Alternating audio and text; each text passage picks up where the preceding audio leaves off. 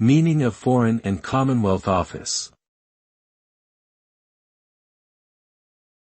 Foreign and Commonwealth Office.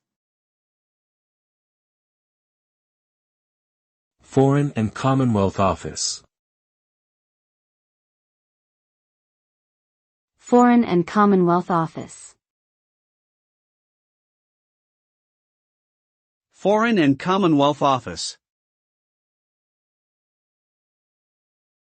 The Foreign and Commonwealth Office, FCO, is a government department in the United Kingdom responsible for promoting and protecting British interests overseas.